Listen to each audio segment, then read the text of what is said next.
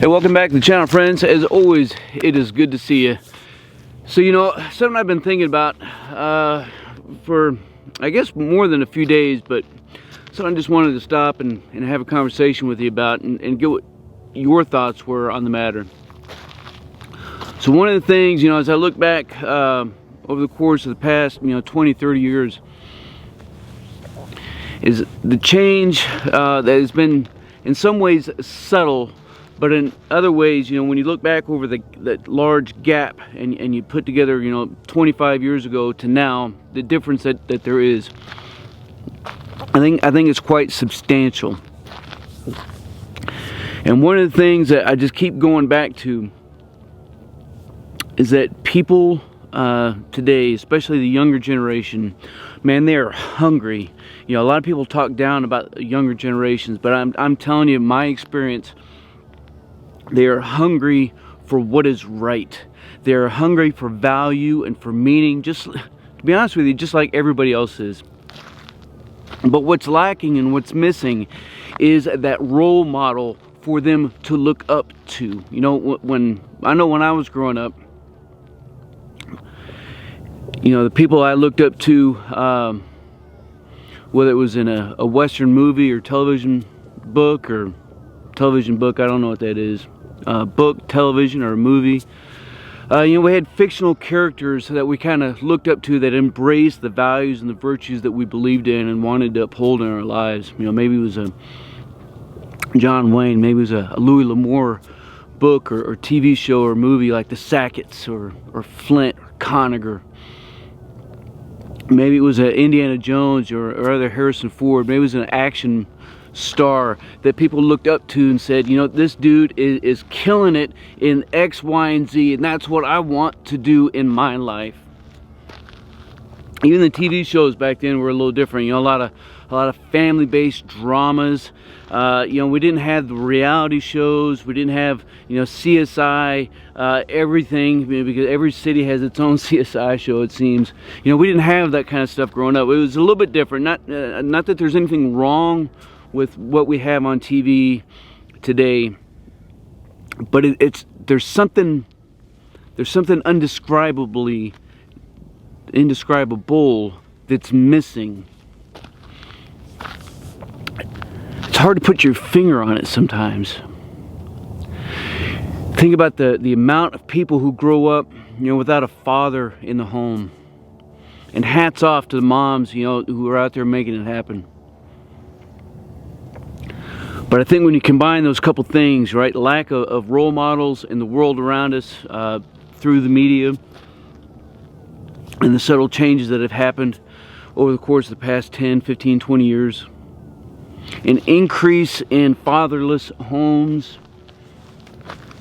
changes in health care, prescription medication, changes in schools, changes in where we live and how we commute and how we're going to get there, an increased addiction in phones and technology. It's isolating us.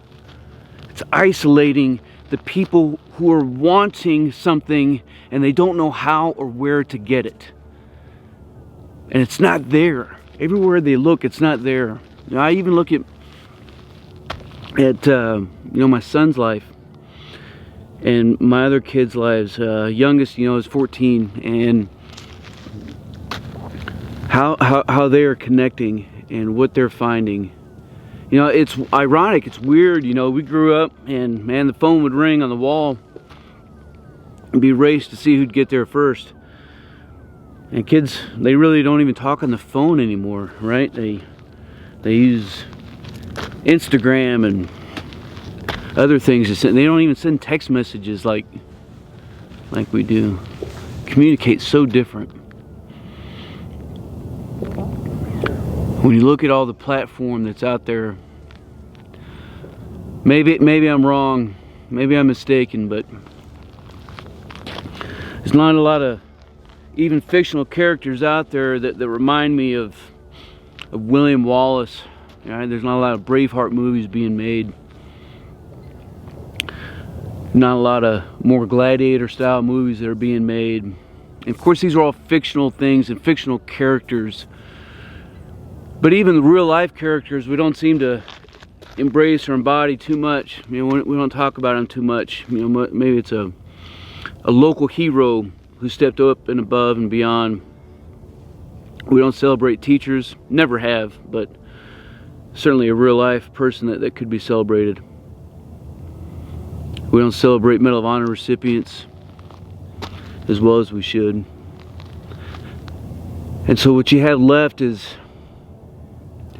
an entire generation, maybe even 2 or 3, and an emerging generation that is deeply crying out for something. And I'm telling you, because I see this every single day at work, I believe that I see an entire generation who wants to see the right thing, who wants to see people to look up to.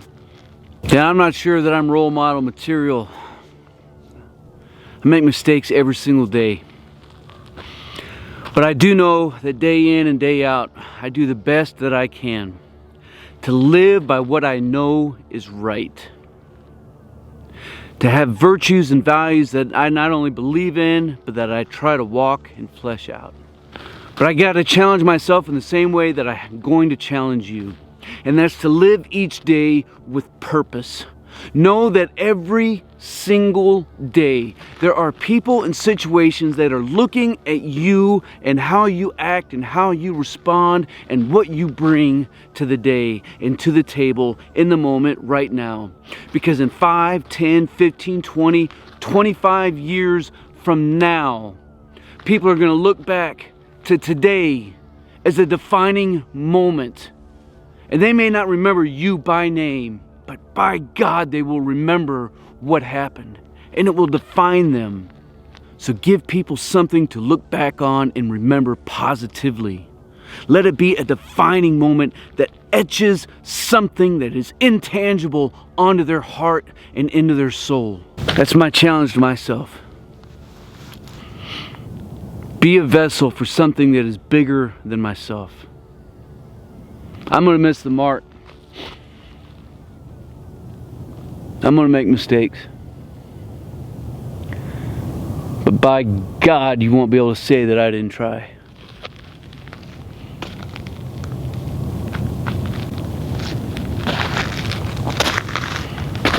Hey, if you enjoyed the content of the conversation, I'd love to hear your thoughts on the matter as we continue on this conversation. If you did enjoy it, make sure you like it. And if you think somebody else may find some value in it, go ahead and share it with them as well. As always, until then, we'll see you.